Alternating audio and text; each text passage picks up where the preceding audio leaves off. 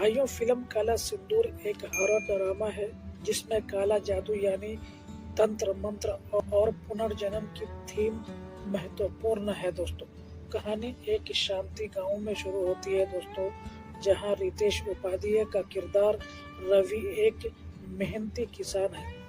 मणि भट्टाचार्य की भूमिका वाली बहू काले जादू को सिद्ध करने की चाह में अपने ससुराल वालों को परेशान करती है दोस्तों। शादी की रात मणि भट्टाचार्य की मौत हो जाती है, लेकिन उसकी आत्मा पुनर्जन्म लेकर लौटती है दोस्तों और एक हिंसक भूतनी बन जाती है।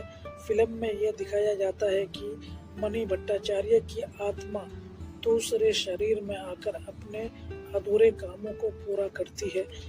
ये कहानी उन महिलाओं की भी दास्तां बताती है जो समाज की ठोकरें खा चुकी है।